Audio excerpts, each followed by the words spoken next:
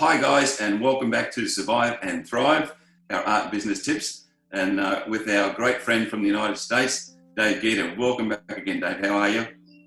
I'm doing great, Graeme. How And are you doing? Having a good day good, today?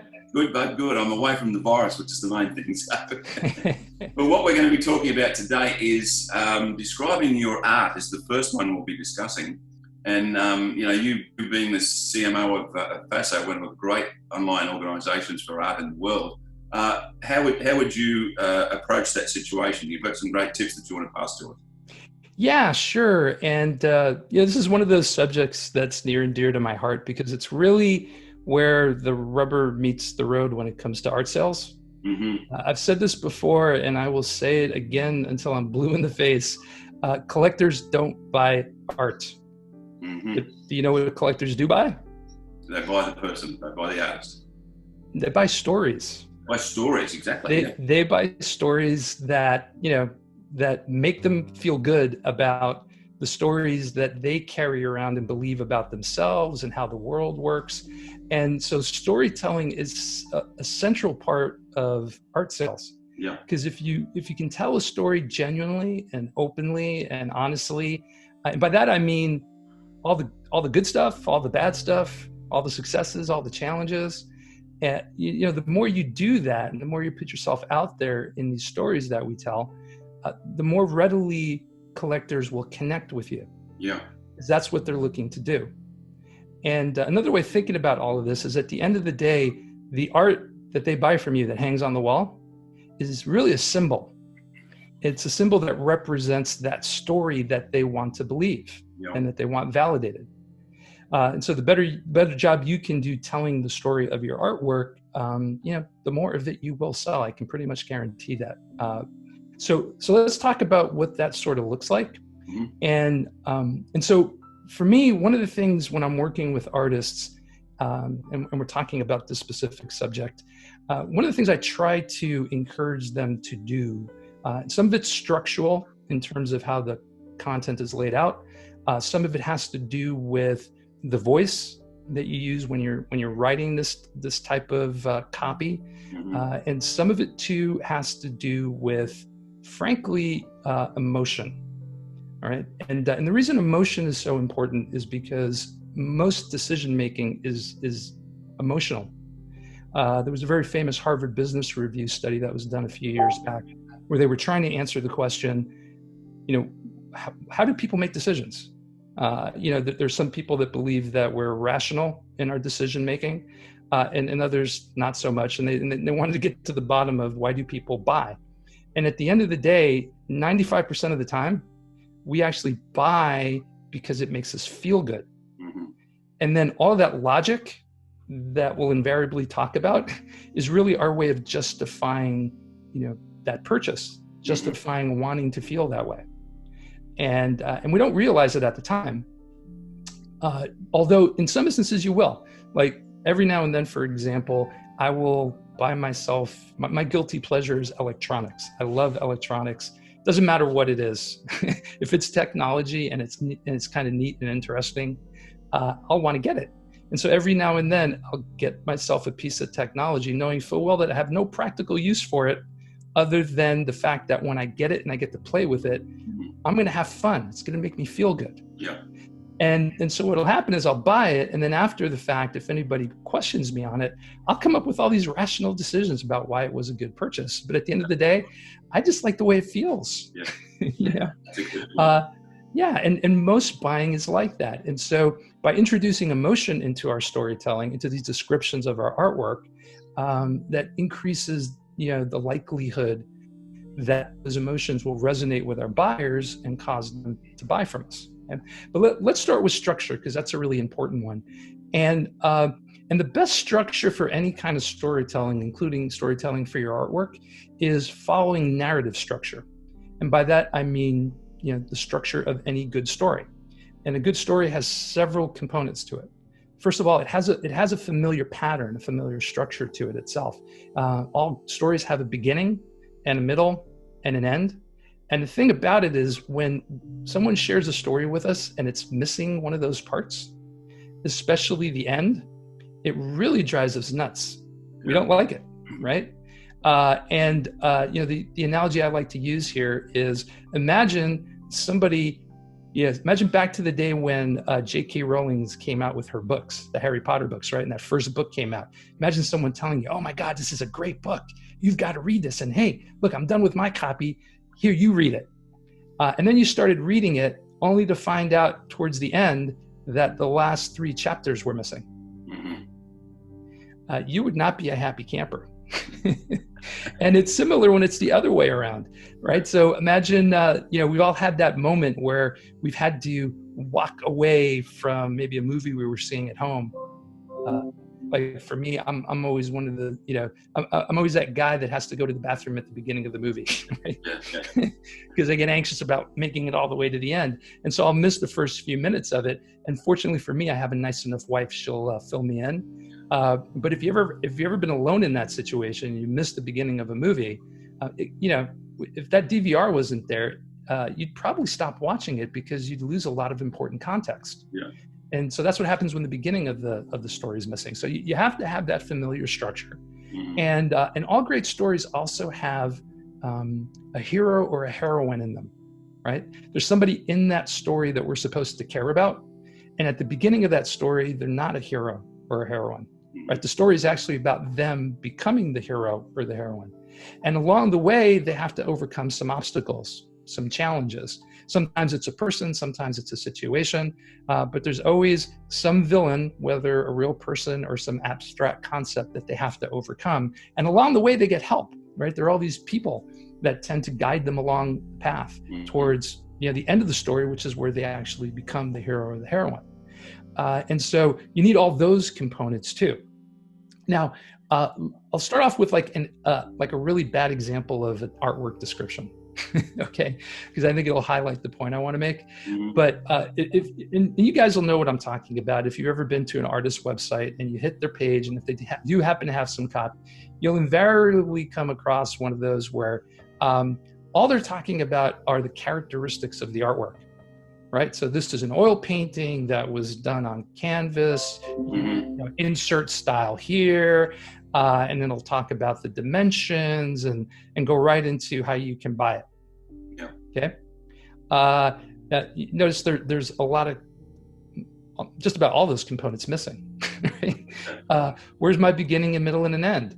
And who am I supposed to care about? And what's the challenge here? And so all that rich detail and the stuff that would keep me engaged and also help me retain that information is missing. And so a much better approach is to actually tell the story of how the artwork got created. And there's a lot to tell there. Everything from, why you chose the subject.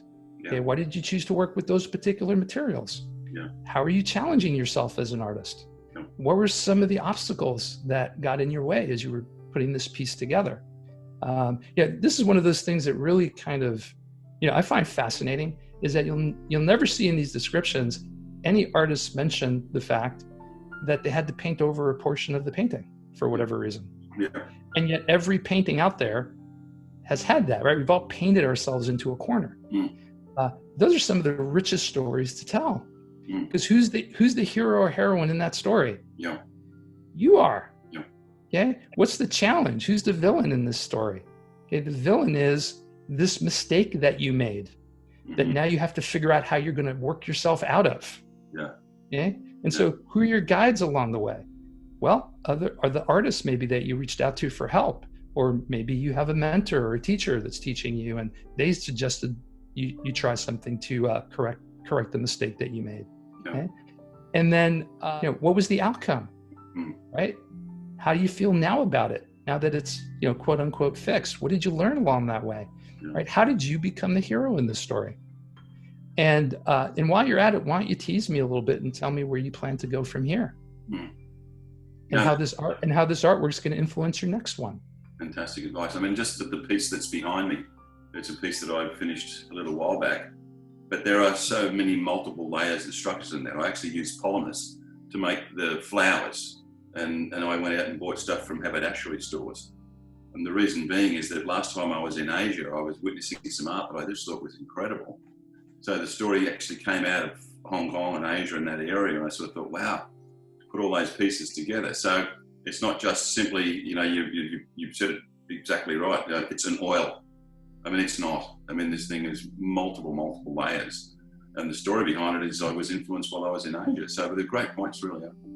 There's so many different angles that you can take when you're talking about your work. Yeah.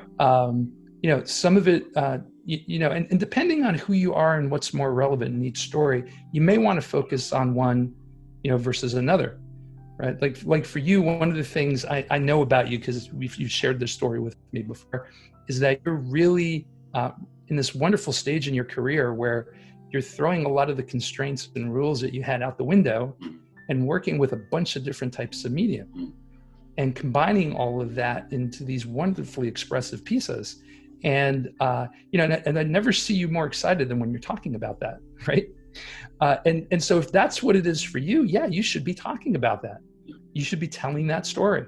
And every time you create, right, it's another chapter in that story. It's another opportunity to talk about how you're taking this passion that you have now for mixed media artwork and you're exploring that in all these wonderfully rich ways. For someone else, though, it might actually be, the story behind the subject that you chose. So here's a beautiful thing about storytelling in this way. It ticks all the boxes off for me as a marketer. One is, so as marketers, we always want to, have a defensible position, right?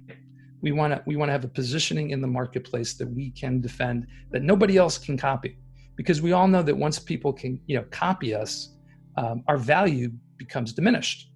There's a reason why we only pay, 15 cents or $1 for a toothbrush these days, right? It's because it's mass produced. And so this approach is defensible because, there may be similarities in your story versus another artist's story, but no two artist stories are exactly the same. They're all unique and meaningfully so. I mean, I'm not talking about, superficially, meaningfully, they're different. So yeah, it checks that box. It's something defensible that I can market as someone, and I can create a unique selling proposition for somebody based on my story. It also checks the box off when it comes to emotional buying, because funny thing happens when you share these stories, your audience, your collectors will respond. Yes. And I don't recall if last time I told the story of this artist that I had been working with for a while, and she had figured out her artist's why, and she had actually written the story down, but she couldn't bring herself to hit the send button, and this went on for a while until I finally said, look, you need to send this email out today, and I promise you nothing bad will happen, and if anything bad happens, I promise you, I will make it up to you. And I can. I have a lot of levers I can pull here at BoldBrush and FASO. Will you just send it out? And she said, okay. And she hit the button. Over the next 2 days, that newsletter not only had the highest open rate of any email newsletter she had ever sent, but she sold 3 pieces as a result of sharing this, what for her was a very traumatic story. But it was a story of how she became an artist. So it's that emotion in our storytelling that makes those connections, right? That makes people realize, wow, you're like me. And that makes me feel good on a bunch of different levels. One, it makes me not feel so lonely, because very often we walk around, basically pretending to be other people because we're afraid to show our vulnerability, to show what's really going on with us. And so when somebody raises their hand and says, hey, look, this is happening to me, and it's something I can relate to, I immediately feel less lonely. Like I'm not the only person that's going through this, that there's somebody else out there that gets me, that understands me.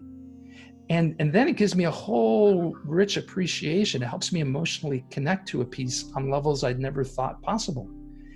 Because now I know the artist's story and I know the story of that piece. And so I'm going to be up to 20 times more likely to buy because of that emotional connection.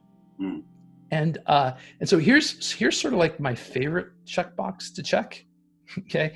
And it's a little counterintuitive because when you first start with this approach, it doesn't feel good, right? It's kind of scary. Yeah. But once you start going with it, Yeah. it actually feels great. Yeah. Because here's what happened to this artist I mentioned earlier. A bunch of those people that she sent her newsletter list out, her newsletter out to, emailed her back to thank her for sharing that story, to let her know how it made them feel. And they felt compelled to share their stories with her. And so she got to know these folks a lot better and on a deeper level. And all of them have gone on to not just buy art from her, but to buy art from her again and again and again, because they connected, because they both realized, wow, we're the same in a lot of ways. Yeah. And I'll give you one last checkbox. It has nothing to do with marketing and nothing to do with selling, but it's sort of like a great bonus. When you do this, you're making the world a better place. Yes, absolutely. For yourself and for all your collectors and everybody that in your audience. So, I don't know. In marketing, we have this term. It's a business term, I think, really more broadly. But have you heard of the no-brainer? Mm-hmm. This is a no-brainer, and the only one in your way is you. Exactly. You just need to start doing it. Yeah. Well, that's fantastic advice, Dave. Once again, I can't thank you enough for being with us. Dave Geada from FASO and BoldBrush. Incredible information always. And I thank you for coming on today. Oh, it's my pleasure. I really enjoy these Survive and Thrive interviews that we've been doing, Graeme. And I've actually had artists reach out to me about them and say, hey, you guys are doing a great job. And I really enjoyed it. And, and they always say the same thing about you. They say, what a wonderful, sweet guy you are.